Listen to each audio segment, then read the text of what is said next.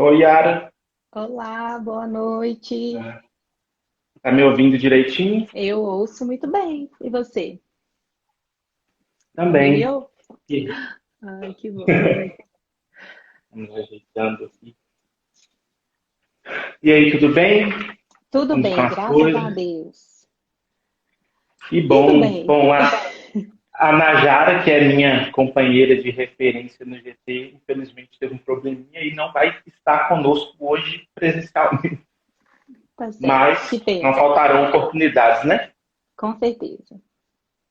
Bom, então, o convite que a gente fez para você foi em nome do GT, da OAB, da Comissão OAB Jovem, da qual eu e a Uhum. Najara somos referências, coordenadores, e hoje a gente queria bater um papo com você sobre a pós-graduação, que é o interesse de muitos jovens advogados. E como você opera nessa área, está inserida dentro dela, trabalha com ela, a gente quis bater esse papo. Então, para quem não sabe, essa é a professora Yara, minha professora também atualmente. É professora, mestra, doutora, também participa das comissões da OAB ativamente com a gente. E é isso. Seja bem-vinda, boa noite. E eu vou começar falando, Yara, formei, virei um jovem advogado e quero ingressar em um programa de pós-graduação, um mestrado, um doutorado. Qual o caminho que eu devo seguir? Como eu devo proceder? Como eu devo me preparar? Vamos conversar a respeito. Vamos lá. Boa noite, então, né, a todas e todos. Boa noite, Washington. Queria muito agradecer o convite que foi feito por você e pela Nadiara, né? Para a gente bater esse papo aqui hoje sobre questões da pós-graduação. Eu não sei se eu sei muito, não, Austin. Eu sei que eu tô nesse meio há mais tempo, né? Tem gente que está há mais tempo que eu, tem outras experiências, então acho que eu estou aqui para passar um pouquinho do meu conhecimento, da minha experiência, tentar tornar esse mundo um pouco mais próximo de todos e todas. Acho que é bem isso, né? Então, é, eu estou muito honrado, muito feliz de estar aqui conversando sobre esse tema com o Washington, gente, porque para quem não sabe, o senhor Washington, o doutor Washington, é meu orientando no mestrado acadêmico em Direito da Universidade Federal de Ouro Preto. Bom, Washington, formei, não é isso? E agora eu quero saber como fazer para ingressar na carreira acadêmica, no mundo acadêmico, ou fazer um mestrado, mesmo que a minha pretensão não seja simplesmente de seguir a carreira acadêmica. Eu acredito que essa questão do mundo acadêmico é um projeto, né? É, eu vejo hoje muito mais do que antes. Acho que nem na minha época isso era tão forte e exacerbado como é hoje. Que as pessoas já E projetam, acessível também.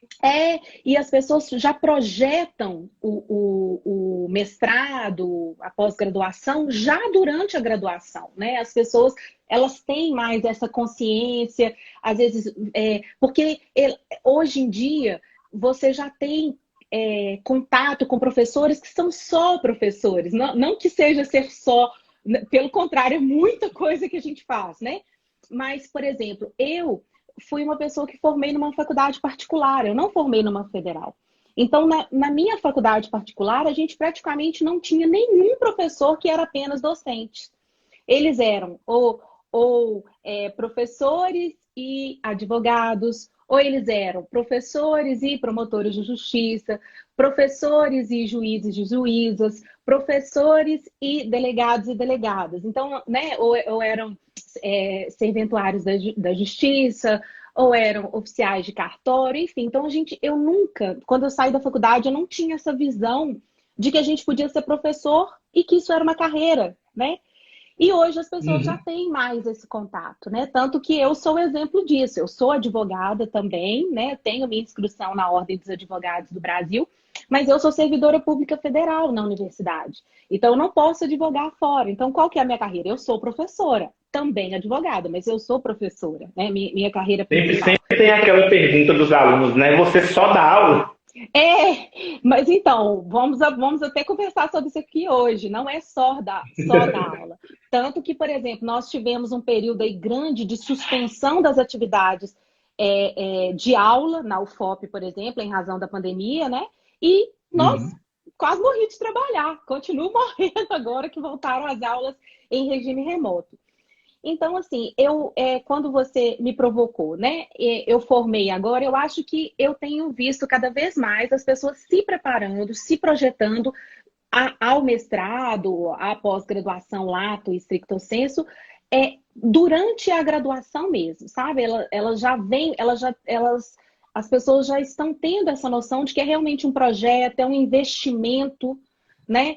Que vai demandar tempo, que vai demandar sacrifícios, que vai demandar esforços e que vai ser recompensado ao final, que é o que a gente busca e é o que é mais importante, né? Então, se você, por N motivos, porque também as pessoas são diversas e nem todo mundo é igual a todo mundo, né? Se você não se preparou durante a graduação, não tem problema.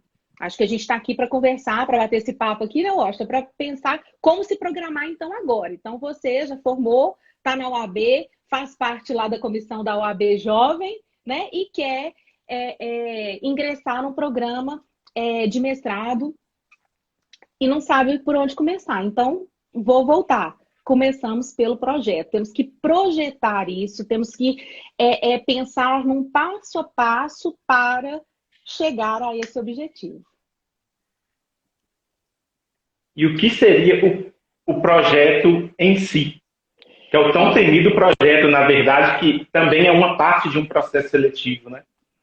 E eu vou te falar sinceramente, eu não estou falando nem desse projeto. Eu estou falando Uhum. de Isso que eu estou uma. falando, É, diferencia. Justamente. Eu acho que eu estou falando o seguinte: você tem. É um processo, né? É um processo de projeto de vida. Dentro desse projeto vai ter um projeto de pesquisa que você tem que apresentar, né? Mas eu estou querendo dizer assim que você tem que projetar, você tem que programar a sua vida para poder cumprir esse objetivo, né? E fazer com que ele dê certo, claro, com todas as intempéries que a gente tem pela vida, né? Aí vem a pandemia, aí vem uma doença na família, uma doença pessoal, aí vem um casamento, aí vem um filho, enfim, né? Várias coisas acontecem. Eu acho que a primeira coisa que você tem que pensar é o seguinte: o que que eu espero do mestrado? O que que eu quero desse mestrado? Porque também não adianta falar assim, eu quero fazer mestrado lá na UFOP. E simplesmente porque é UFOP, né? Ou eu quero fazer na UFMG, ou eu quero fazer na PUC Minas, ou eu quero fazer na Faculdade Milton Campos, né? Mas assim, você tem que ter um pressuposto de o que que você deseja com esse mestrado. É um mestrado mais acadêmico? É um mestrado mais profissional? Como que você tem que ter essa noção antes. E a partir disso, você deve estudar os programas de pós-graduação. Você tem que conhecer esses programas de pós-graduação. Então, você tem que entrar no site dele, já que a gente não está podendo fazer as visitas em loco agora durante a pandemia, né? O que é bom, o É. que é importante para você conhecer, por exemplo, uma pessoa que queira fazer mestrado conosco lá na UFOP, precisa saber aonde que fica a UFOP, né? O quão longe ela é, às vezes, da sua casa. Eu já tive mestranda de Conselheiro Lafayette, né? Eu já tive mestrandas que moravam em Itabirito. Então, assim, qual que é o deslocamento que eu vou ter para chegar naquele programa? Agora, em momentos de pandemia, nós não estamos tendo essa dificuldade de locomoção, mas a gente tem que conhecer o programa. Então, hoje, eu acho que esse conhecimento se dá pelos sites, né?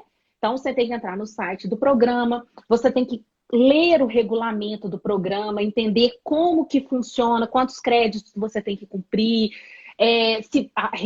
ler o regulamento de bolsista. Então, se você pretende concorrer a uma bolsa, o que que você vai precisar fazer? Os bolsistas têm uma dedicação maior que os não bolsistas, em que isso impacta, né? E conhecer a área, por isso que eu te falei, o que que você espera, né?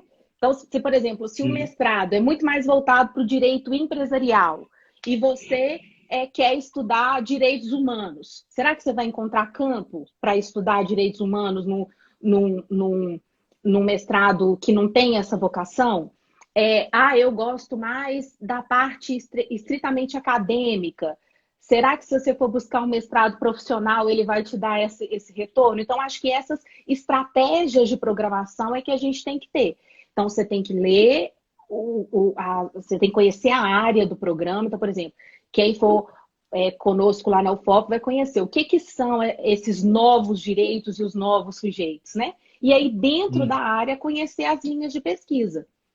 Lá na UFOP, nosso programa é recente, é novo, nós temos 2 linhas. Existem programas no estado que têm mais de 10 linhas de pesquisa, né? Então, eu acho que é essa estratégia que a gente tem que ter em primeiro lugar. E depois, né, de definido, então, esse programa aqui me atende na área, tem linhas, né, que estão ali dentro do que eu gostaria de pesquisar.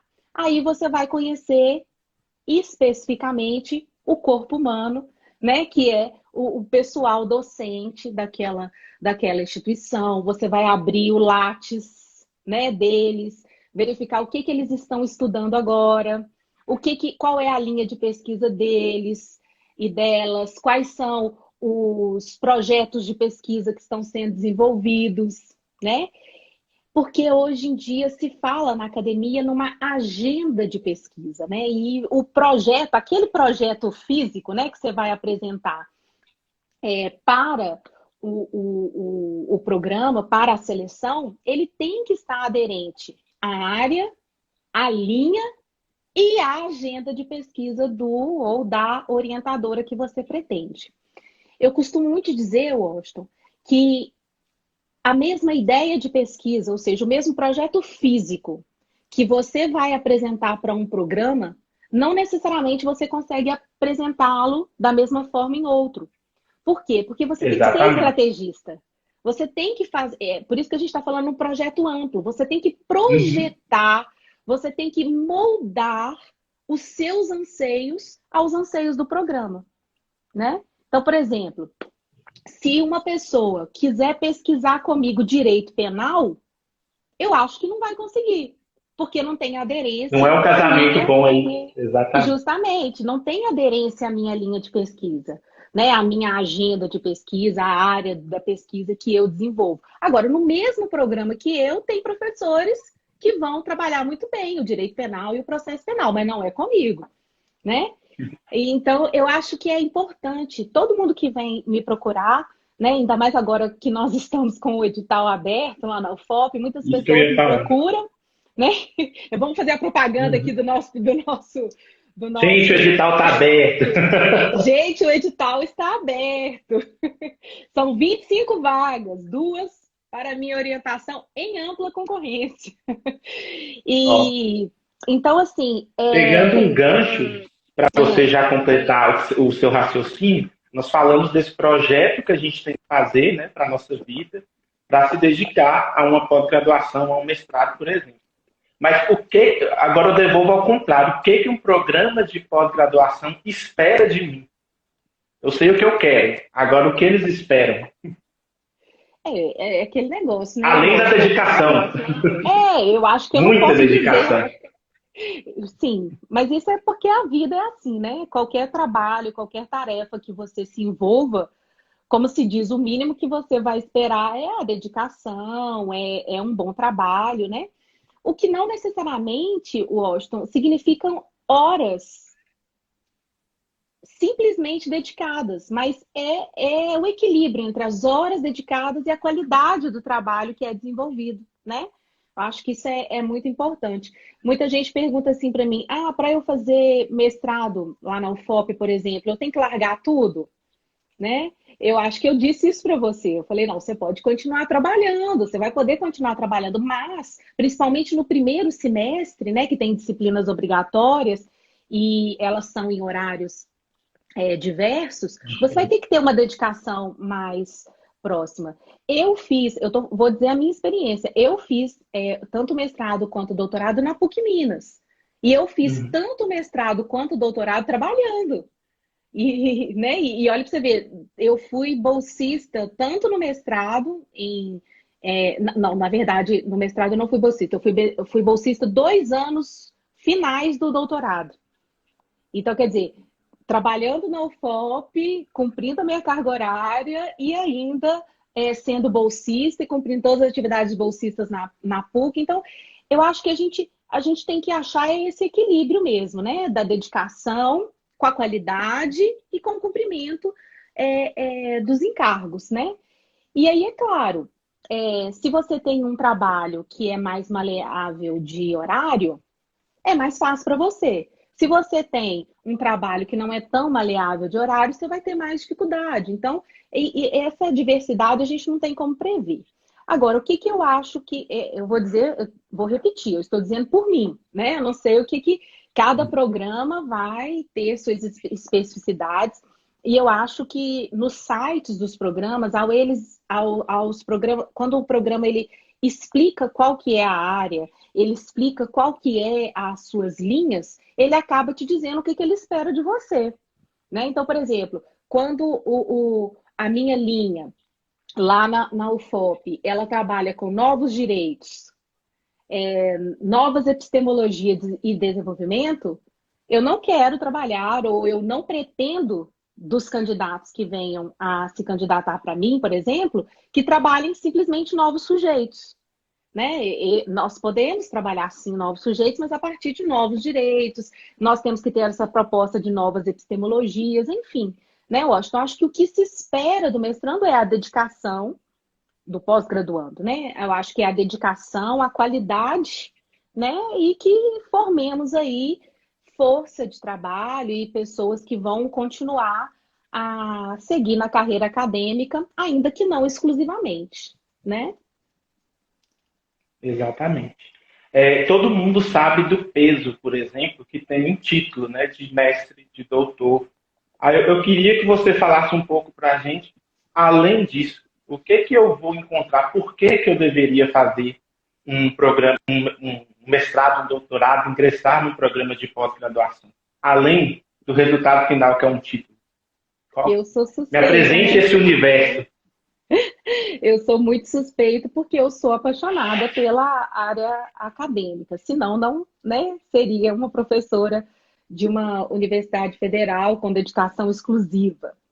Mas eu De uma acredito que universidade federal, que tem tantos, federal, né, né?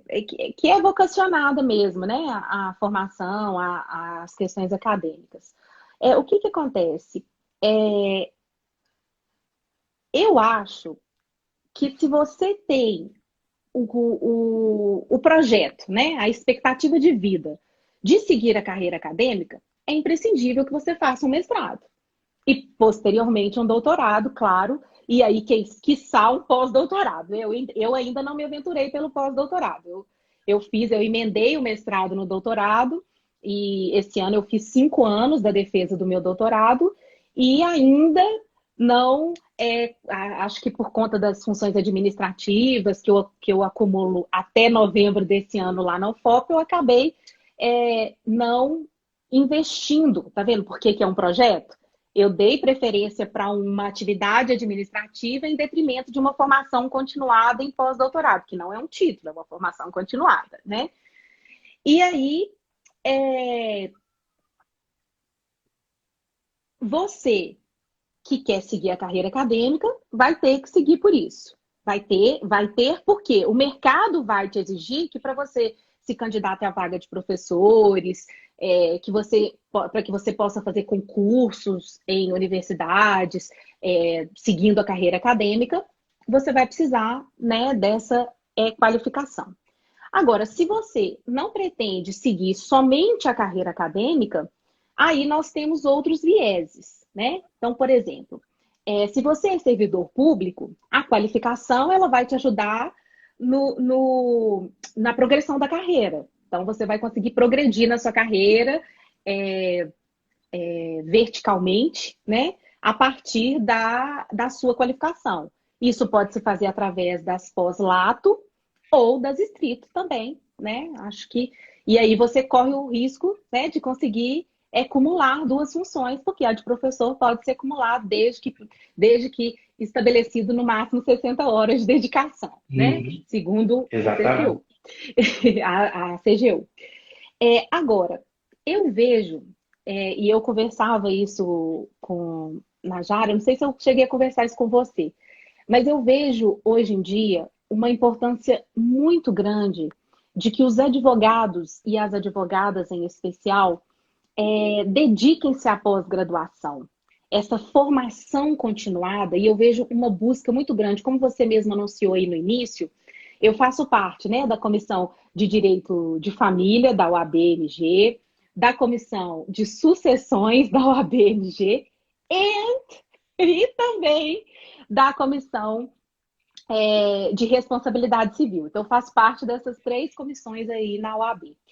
E o que eu tenho visto nos nossos grupos de WhatsApp, né, é que os advogados e as advogadas estão cada vez mais buscando a formação, buscando a continuidade dos estudos, a continuidade da formação.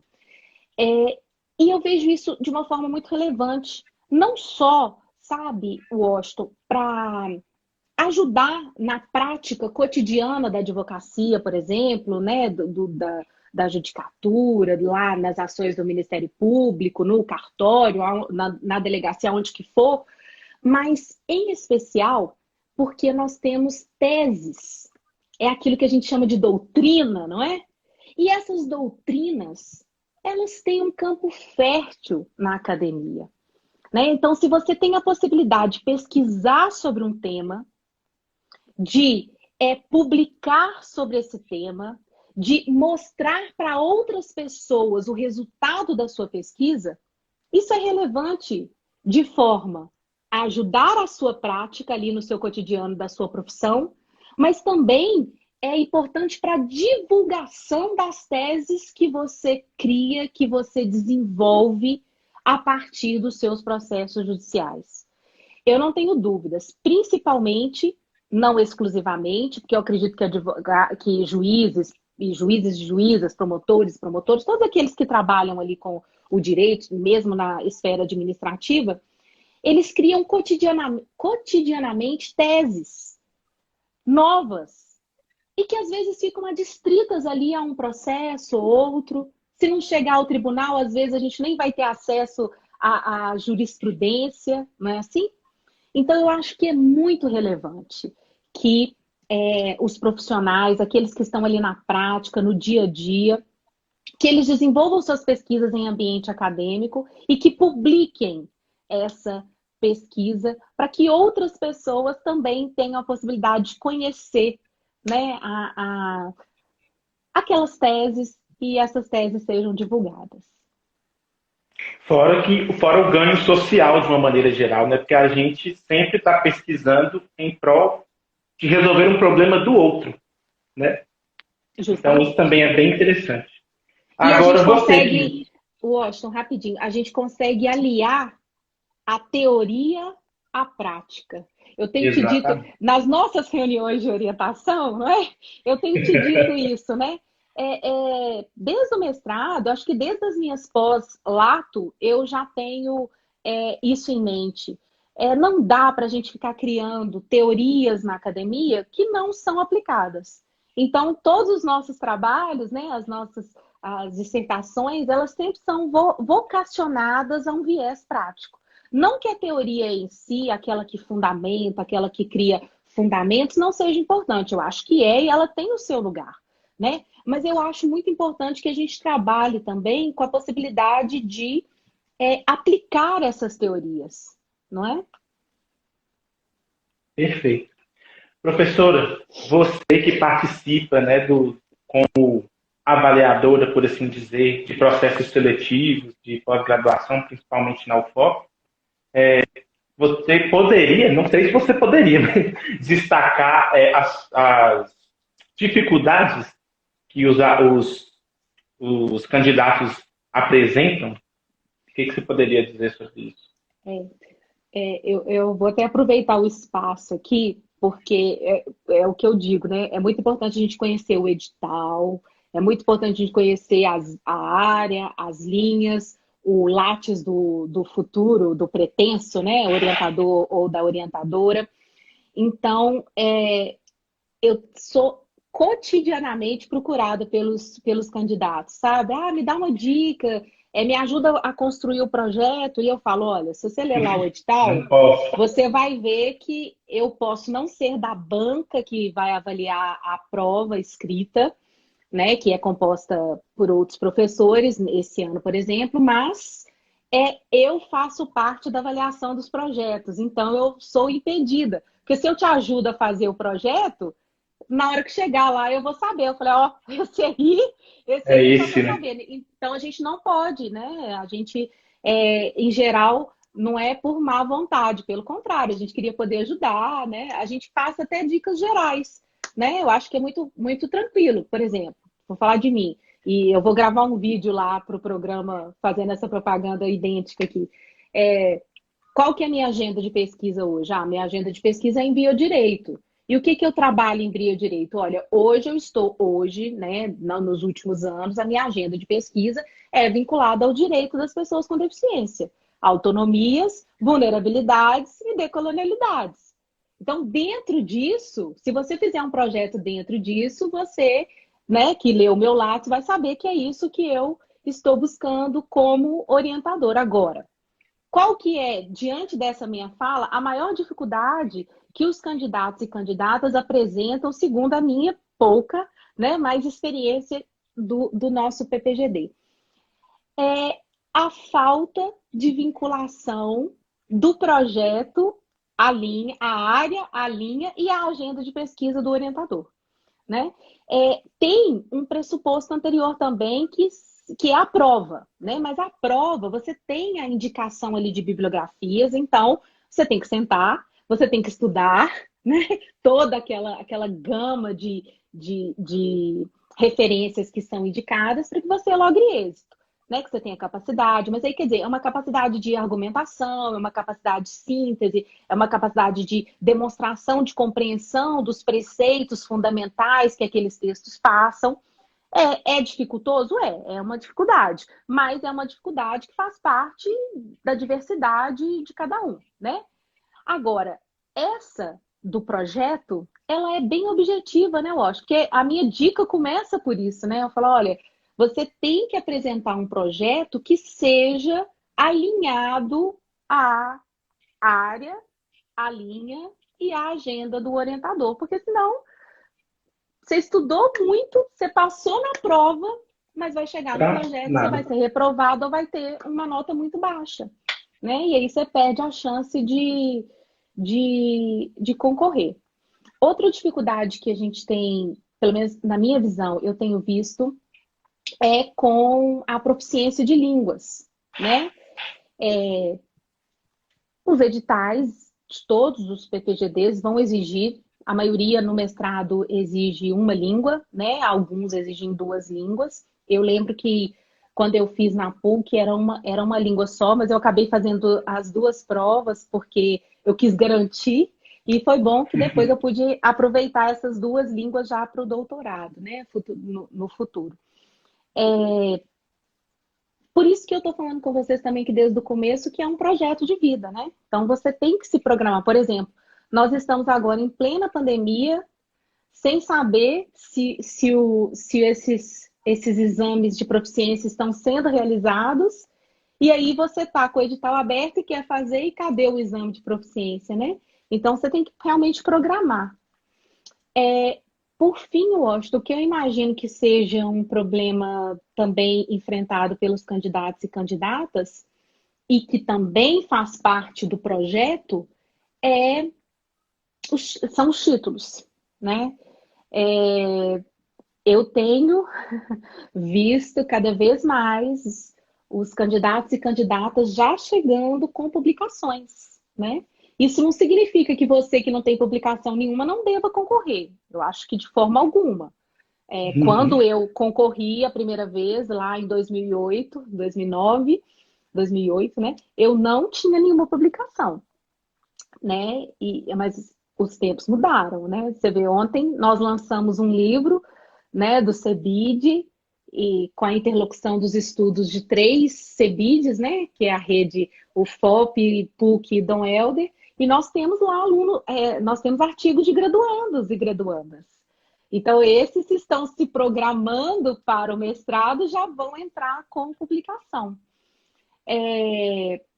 Então, essa dificuldade é normal das pessoas, dos candidatos e candidatas. Eu vejo isso, pelo menos daqueles que concorrem para as minhas vagas e que eu tenho acompanhado. Alguns já chegam com publicação, outros chegam sem publicação. De qualquer forma, é uma questão, mas não é um impedimento, né? Então, você não tem que sair correndo para em 2 meses achar que você vai conseguir publicar alguma coisa. Não, não é isso. Como é um projeto, não é? Não é um projeto? Então, todas as vezes que você tiver uma oportunidade a Comissão de Direito de Família da UAB está produzindo um livro, por exemplo, né? Então, quer dizer, os advogados e advogadas lá vinculados, inclusive os jovens advogados que temos na comissão também, se um dia, né, ou se esse ano, ou se ano que vem, pretenderem ingressar, podem se valer daquele edital, fazer os seus textos. Então, é aquilo que eu estou dizendo, né, Washington? É um projeto de vida, né? O nosso GT também vai sair em algum momento, mas também produzimos, a partir dos estudos e dos nossos encontros, um livro aí também. Justamente para ajudar esses jovens advogados. É uma reclamação, inclusive. A primeira live dessa série nossa foi feita com o professor Vitor Medrado, que eu conheci na PUC quando eu estudava lá, e eu falei com ele, eu não sei se você lembra, mas foi você que me apresentou, olha, existe o mundo da pesquisa. E ele está assim, engraçado que isso dentro da PUC, que né, tem um fomento à pesquisa bem grande.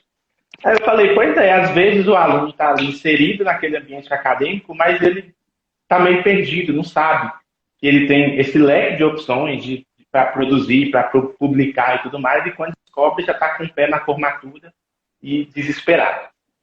Então, acho que, eu não sei se na UFOP é assim, mas a gente percebe que falta um pouco desse estímulo na graduação, entendeu?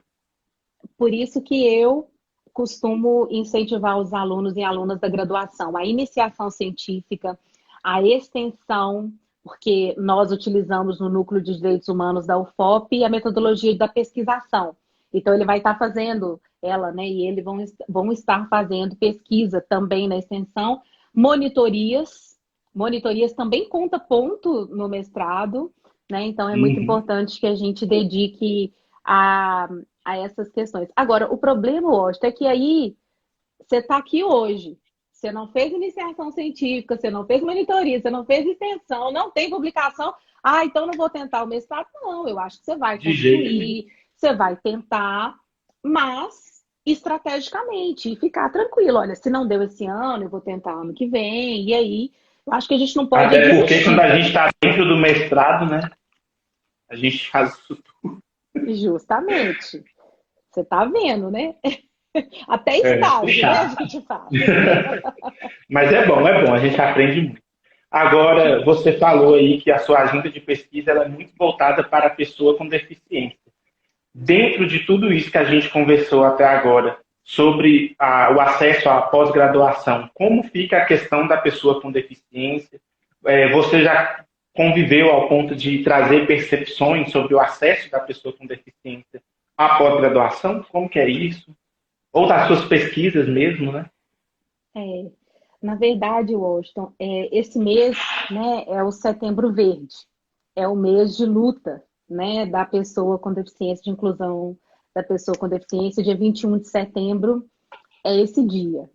Né? Nós fizemos até uma postagem no projeto de extensão que eu coordeno, falando, né, sobre o Setembro Verde e tudo mais, e falando que é um momento de celebração. E a gente recebeu uma crítica, a pessoa falou, não tem nada para celebrar. Eu falei, gente, tem sim, nós temos que agradecer e celebrar, mas a gente tem que continuar a luta, porque realmente a questão da pessoa com deficiência é uma luta de reconhecimento, né?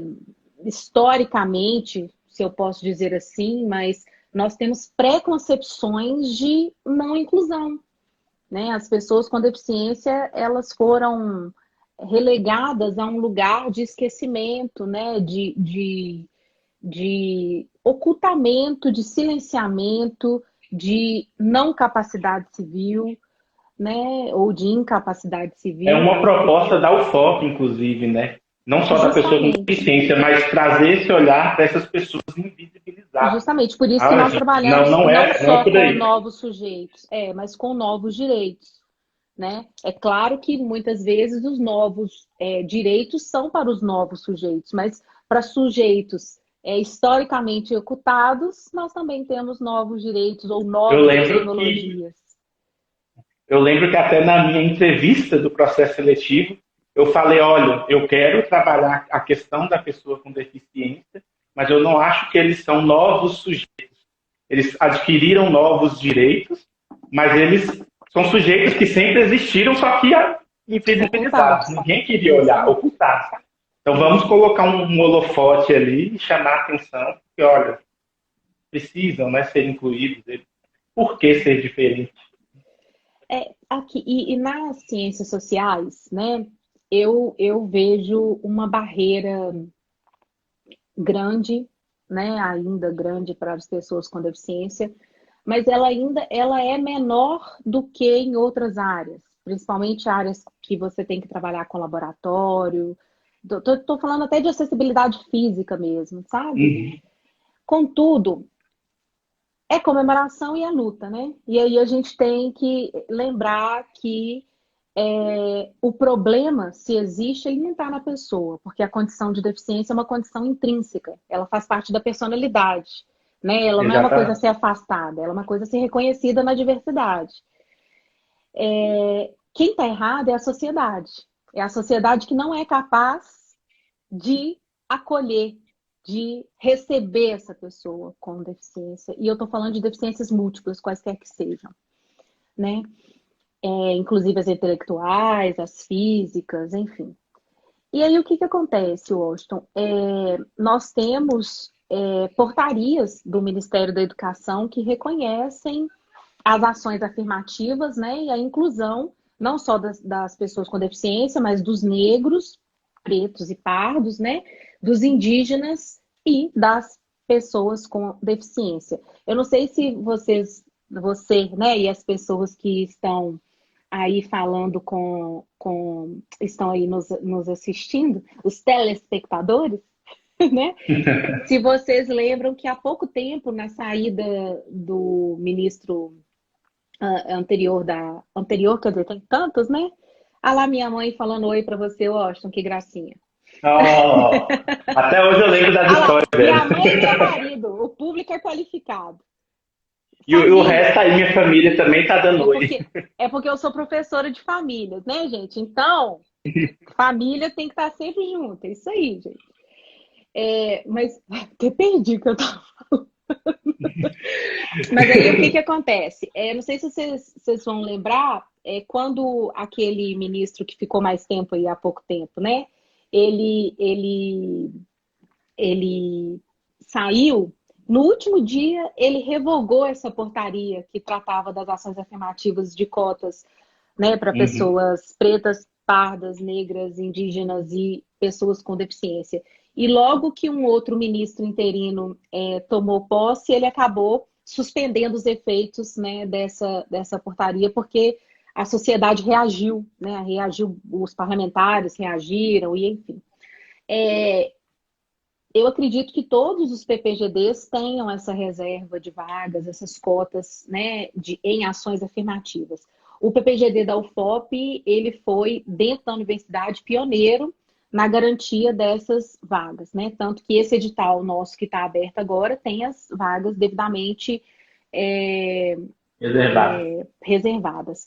Lá na UFOP, a gente ainda tem uma outra ação afirmativa que é para os servidores da própria instituição.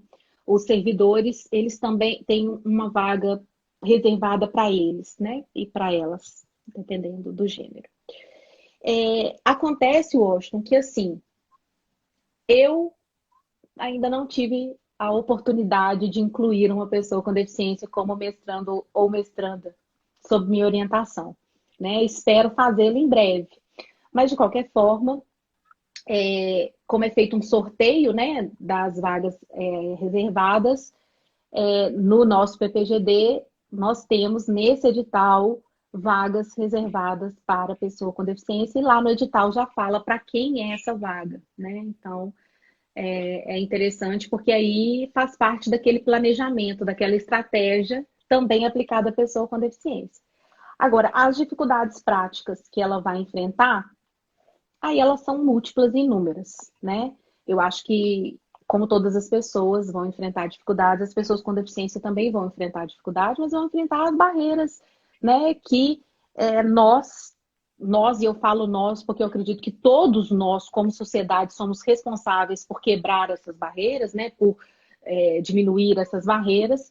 Nós precisamos nos unir para garantir essa plena inserção, essa educação inclusiva, né, das pessoas com deficiência. Mas eu não poderia te dizer aqui o que nós poderíamos fazer pontualmente, porque eu acho que dependemos da situação prática e das possibilidades práticas. Contudo, Washington, eu queria te dizer uma coisa que me incomoda muito. Eu acho que você vai gostar disso que eu vou dizer, que eu não li o que você me mandou aqui ainda não, mas tem a ver. O problema todo é que, por exemplo, quando você... Isso não só na pós-graduação, né? Quando você vai concorrer a uma vaga pela cota de ação afirmativa, por exemplo, de negros e pretos e pardos, você precisa passar por uma comissão de avaliação, né? Da sua condição e tal. Isso que eu ia perguntar, como é? E aí, justamente, no caso das pessoas com deficiência, na UFOP, também há uma comissão que avalia a sua condição de pessoa com deficiência, né? Biopsicossocial ou não? Essa que é a questão, né? Porque o que acontece? O artigo 2º, parágrafo 2º do Estatuto da Pessoa com Deficiência ainda não está regulamentado pelo Executivo Federal, não é? Exatamente. Então, o que acontece? Por mais que, por exemplo, na UFOP, nós tenhamos um documento de ações afirmativas dizendo que a avaliação, né, ela tem que ser biopsicossocial, porque o conceito de deficiência, desde a Carta de Nova York, mais especificamente no Estatuto da Pessoa com Deficiência, é um conceito biopsicossocial multidisciplinar, não é mais um conceito médico, a gente ainda vê na prática a aplicação do decreto 3298 de 99, que é aquele decreto que no seu artigo 4º categoriza as espécies de deficiência. E acaba que em você, não comprovando uma daquelas deficiências, você acaba sendo excluído da possibilidade de concorrer àquela vaga dentro da competência, ou dentro da categoria de PCD. O que a gente acha sobre isso? A gente acha que a gente tem que fazer uma pesquisa de mestrado sobre isso, não é? Porque a Yasmin Valadares, graduanda da UFOP, ela está fazendo comigo uma iniciação científica sobre isso, né? Inclusive, ela já concluiu que o decreto é inconstitucional e que nós deveríamos, quer dizer, os legitimados deveriam entrar com uma ADPF para buscar o descumprimento do preceito fundamental constitucional, já que a Carta de Nova York, que é o Tratado Internacional de Direitos Humanos das Pessoas com Deficiência, ela é incorporada ao direito brasileiro como norma constitucional, né?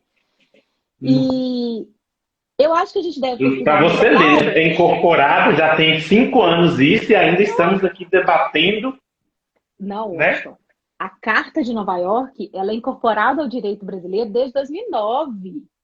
Pois é, mais de 5 anos. O estatuto que tem 5. É o estatuto que tem 5 anos. Mas quer dizer, a norma constitucional já é desde 2009, né? Pois é, já tem mais de 10 anos.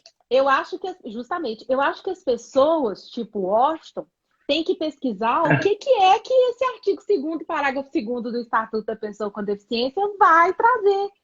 Que aí a gente já viu que o movimento parece estar encaminhando aí para o Índice Brasileiro de Funcionalidade Modificado, né? Estão querendo montar um modelo único. Né? E aí, estão querendo montar um modelo único baseado nesse, mas não sabemos para que caminho eles estão indo. E será que esse modelo desse índice brasileiro de funcionalidade modificada, ele atende ao modelo biopsicossocial e mais, ele não seria uma repetição do decreto de 99? Será que ele não categoriza? Mas de uma outra forma? Pesquisa de mestrado boa, hein, Washington? Será como que ele está ali, ó, no modelo médico, que a gente já está querendo superar há anos? Será que conseguimos? E a gente tem muita dificuldade, né? Eu acho que é muito de ser humano essa falta de resiliência de mudar. A gente tem uma pré-concepção, né? E a gente quer manter essa pré-concepção, mas eu acho que o mestrado ajuda isso. Se você for pensar na prática da advocacia, por exemplo, né? Vocês aí, jovens advogados. Ah lá, Yasmin tá aí, ó. Ah, que Tá aí, gracinha, falando Yasmin. só Dá muda oi umas pro caixinhas. Washington. Fala eu que tô preparando tudo aqui na graduação. Ó, Yasmin é uma que deve estar preparando aí pro Ela, mestrado. ela tá no nosso grupo de sexta-feira. Justamente, ela Ah, então, mesma. Ela vixe, minha orientanda, então, vixe, coitado. Ih, tá vendo? Temos muito o que conversar. Justamente.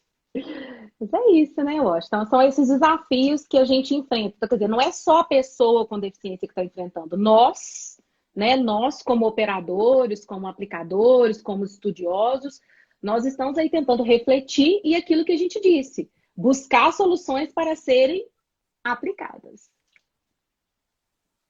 Perfeito. Bom, professora, eu adorei todas as dicas, todo o papo. Eu tinha separado duas questões para o final. Uma seria dicas, mas eu acho que a gente já. Isso foi o tom da conversa até aqui.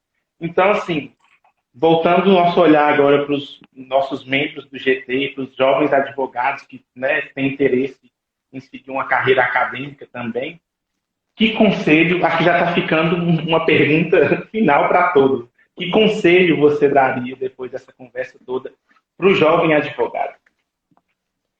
Ah, gente, eu acho o seguinte, a gente tem que ter muita força, tem que ter muita coragem, né? E a gente tem que acreditar na gente mesmo, né? Eu falo isso com o Washington todos os dias. Todos os dias que eu converso com ele, eu falo isso. Eu confio em você, agora faça a sua parte. Então, assim, eu acredito que todo Exato. mundo é capaz. Não significa que todo mundo é igual, pelo contrário, tem uns que têm mais dificuldade nisso, tem outros que têm mais facilidade naquilo, tem uns que têm mais vocação para aquilo outro. Então, assim, a gente tem é que reconhecer a nossa diversidade, reconhecer aquilo que a gente é bom, aquilo que a gente é capaz ou menos capaz, ou mais favorável, menos favorável. A gente tem que encontrar o nosso lugar. Acho que esse desafio é o nosso grande problema. Por exemplo, eu me encontrei no biodireito, né, no direito privado, mas nesse estudo multidisciplinar do biodireito.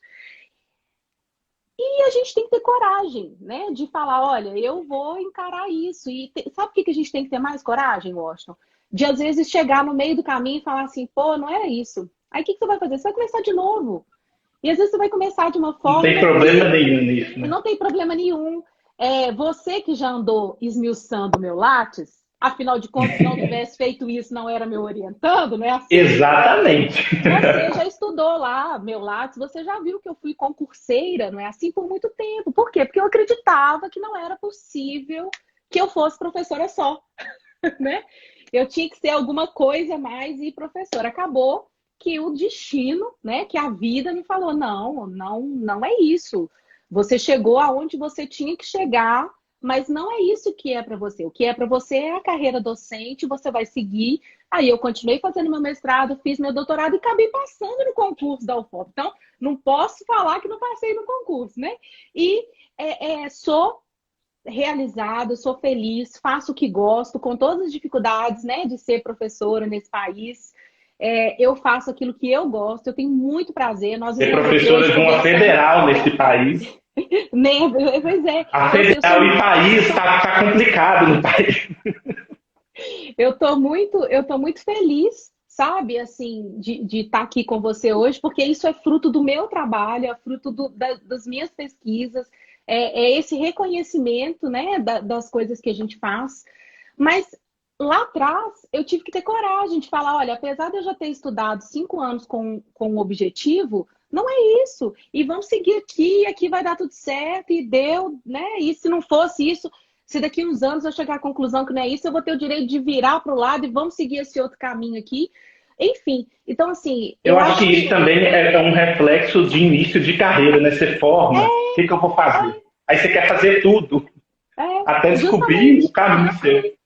Eu fui, Mas nessa é, época que eu estudava para concurso, eu fui advogada voluntária numa ONG durante muitos anos. Eu advoguei muito. Eu comi muito chão daquele Fórum Lafayette, eu aprendi muito, eu sabia. Aí eu comecei a dar aula para os outros advogados, ensinando. Então, quer dizer, minha vocação de professora sempre estava ali, né? já Eu ligou que não uma enxergava. luz, ó. É, exatamente. Então, assim, acho que a gente tem que dar essa chance para gente. A gente tem que acreditar na gente mesmo. Não é fácil, não é. Acho que nenhum caminho é fácil, nem o que você acha que vai ser fácil, né? Porque a gente vai ter os desafios, vão ter dias melhores, vão ter dias piores, mas se a gente acreditar na gente mesmo e procurar ajuda e pedir ajuda, igual, né? Você está aqui conversando comigo, eu estou podendo passar algumas impressões minhas. Se você quiser conversar com outro professor de um outro programa e falar, nossa, eu quero fazer lá na UFOP, o que você me indica? E a gente conversando e trocando essas ideias para quem for aberto, eu acho que é o melhor caminho. Mas, em primeiro lugar, acreditar na gente mesmo, Uhum. nos perdoar pelas nossas falhas e seguir sempre em frente, porque o nosso caminho, aquilo que é para gente, está reservado, né? Exatamente. Antes da live eu estava lendo Fernando Pessoa, para distrair a cabeça. Aí tinha uma frasezinha lá: o que é ser sem o saber? É ser como uma pedra, um lugar e nada mais. Acho que esse é o recado que fica da nossa conversa. Não é ser como uma pedra, é sempre buscar conhecimento. Né? De uma forma ou de outra. Ô, gente, eu queria dizer para. Ei, Jéssica! Eu queria dizer para vocês que eu e o Washington. Ah, não vou falar isso, não, que o povo vai ficar com inveja. A gente está dando muito bem. Ele é meu estagiário de docência e ele está brilhando, porque ele está acreditando nele mesmo. Então, ó, só sucesso. Maravilha. Depois vamos conversar sobre outras minorias. Minha tia, que está aqui enchendo de mensagem cristiana, tem um trabalho usando área com idosos, né, no asilo, que é uma parte aí do direito, que o direito também tem um olhar bem atento, né, desde 2003, ou 2003, que fica para outro momento e já fica aí um convite, né? E Já está aceito. aproveitando, então, que bom. Aproveitando, então, muito obrigado em nome do GT, né, nosso lá da UAB. Espero que em breve possamos ter mais conversas. Espero que tenha clareado a cabeça de todo mundo. Um monte de amigo me procurou já perguntando sobre edital, sobre o FOP, sobre o mestrado, como que é. Então, espero que tenha sido bastante útil. E eu adorei. E obrigado por aceitar o nosso convite. Eu que agradeço, Washington. Nós vamos fazer mais trabalhos. Agora, meu filho, você é meu filho, sócio afetivo acadêmico, então, não pela idade, Exatamente. né? Nem pelo tamanho, né? Que você é um homem de 3 metros de altura. Mas Nem tô pelo cabendo aqui na carinho, cama. pelo carinho, pela atenção, pela oportunidade, pela troca, né? E não posso deixar esse recado final de que todas e todas aí que estão nos assistindo, que tenham vontade de fazer o Amor, mestrado, mames. venham fazer o mestrado com a gente na UFOP e agradecer muito à família que está aí, aos amigos, aos Todo mundo orientandos, participou, aos Letícia, Cristiane, colegas. Darina, Ana, Estão muito todo mundo. felizes. Muito obrigada. Não vou falar o nome de todo mundo, senão corre o risco de deixar a Exatamente. pessoa ficar triste. Mas A todo gente mundo, fica eu vi feliz com a aqui os nomes participação de de todos. passando. Né? Eu vi todo mundo passando aí, fiquei muito feliz e muito obrigada, então, viu? Tá ótimo. Então, até mais. Tchau, gente. Tchau.